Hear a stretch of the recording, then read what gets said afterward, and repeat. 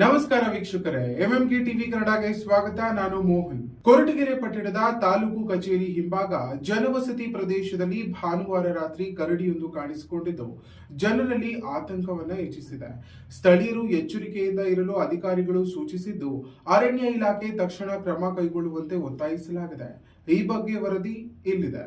ತುಮಕೂರು ಜಿಲ್ಲೆಯ ಕೊರಟಗೆರೆ ಪಟ್ಟಣದಲ್ಲಿ ಭಾನುವಾರ ರಾತ್ರಿ ಕರಡಿಯೊಂದು ವಸತಿ ಪ್ರದೇಶಕ್ಕೆ ನುಗ್ಗಿದ ಘಟನೆ ಜನರಲ್ಲಿ ಭೀತಿ ಮೂಡಿಸಿದೆ. ತಾಲೂಕು ಕಚೇರಿ ಹಿಂಭಾಗದ ಪ್ರದೇಶದಲ್ಲಿ ಕರಡಿ ಓಡಾಡುತ್ತಿರುವುದು ಕಂಡುಬಂದಿದ್ದು ಜನರು ಆತಂಕಕ್ಕೆ ಒಳಗಾಗಿದ್ದಾರೆ. ಇನ್ನು ಸ್ಥಳೀಯರು ತಕ್ಷಣ ಅರಣ್ಯ ಇಲಾಖೆಗೆ ಮಾಹಿತಿ ನೀಡಿದ್ದು ಕರಡಿಯನ್ನ ಸುರಕ್ಷಿತವಾಗಿ ಕಾಡಿಗೆ ಹಿಂತಿರುಗಿಸಲು ಕ್ರಮ ಕೈಗೊಳ್ಳಲಾಗುತ್ತಿದೆ ಎಂದು ತಿಳಿದು ಬಂದಿದೆ. ಇನ್ನು ಸಾರ್ವಜನಿಕರಿಗೆ ಎಚ್ಚರಿಕೆಯ ಸೂಚನೆಗಳನ್ನು ನೀಡಲಾಗಿದ್ದು ರಾತ್ರಿ ವೇಳೆ ಅನಾವಶ್ಯಕವಾಗಿ ಹೊರಗೆ ಹೋಗಬೇಡಿ, ಒಬ್ಬರೇ ಸಂಚರಿಸುವುದನ್ನು ತಪ್ಪಿಸಿ, ಮಕ್ಕಳನ್ನ ಮನೆಯೊಳಗೆ ಸುರಕ್ಷಿತವಾಗಿ ಇರಿಸಿ, ಕಸದ ಬುಟ್ಟಿಗಳನ್ನು ಮುಚ್ಚಿಟ್ಟುಕೊಳ್ಳಿ. ಪ್ರಾಣಿಗಳನ್ನು ಆಕರ್ಷಿಸುತ್ತದೆ.